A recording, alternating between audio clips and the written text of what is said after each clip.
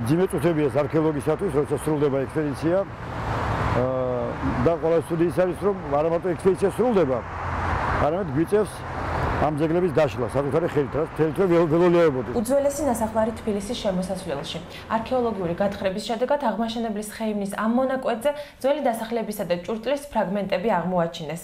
სპეციალისტების განმარტებით ნასახლარი ძველი წელთაღრიცხვის მე-19, ასევე მე-6 საუკუნეებით თარიღდება. რიყის ქვებისგან შემდგარი კონსტრუქცია.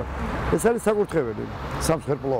კედლები თიხით არის შელესილი. ძალიან მაღალ კულტურაზე მეტყველებს ყველანაირად ადამიანები. მაგრამ გამყოფ კედელს ხედავთ. თავიდან ჩვენ ვიფიქრეთ, რომ ეს არის სხვა ნაგებობის ნაწილი, რომელმაც ჩაჭრა ეს ნაგებობა, მაგრამ არა. უდავოდ ეს არის ამავე ნაგებობის გამყოფი კედელი, ეს კარგად გამოჩნდა, რომლის იქითაც არის პირობითად ცივი განყოფილება, ანუ საკუჭნაო. ამაზე მეტყველებს აი სხვადასხვა ზომის ჭურჭლება, უზარმაზარი დერგი, აი ლამის თქვევრის ხელა. შედარებით მომცრო ჭურჭლები, ლანგარს ხედავთ. იქიდან რაღაც ქვა არის, რაც ქვის ქვეშ რა იქნება ჯერ კიდევ არ ვიცით. და ეს ხედავთ თელს სივრცეზე არის ჭურჭელი მოფენილი. კედლის ძირამდე. ასევე ჩავთვალოთ, რომ ეს არის ორსენაკიანი სახლი, ოროთახიანი სახლი. სახლის დაახლოებით მე-13 მაინც წაღებულია. თორემ სრულიად იქნებოდა ძალიან შთამბეჭდავი. აქ კიდე სხვა სათვალსებიც იქნებოდა. ხო, ნუ თარიღი ზოგადად მე-6, ჩვენ უფრო ვიხრებით ესე მე-7 და მე-6 საკენ. ნახოთ ახლა ანალიზი მე გვიჩვენებს კიდევ თავისას. წარსულის და აწმყოს კავშირი ამ ტერიტორიაზე პირველად მე-20 საუკუნის 70-იან წლებში დადგინდა. უძველესი ნასახლარის ნაშთები აქ კილომეტრ-ნახევრის რადიუსში იყო აღმოჩენილი.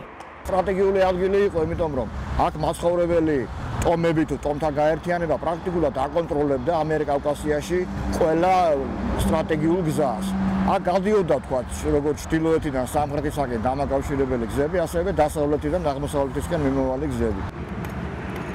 არქეოლოგიურ გათხრებში მონაწილეობა პროფესიონალი არქეოლოგების ზედამხედველობით უსაფრთხო სივრცის გადამღებმა ჯგუფმაც მიიღო.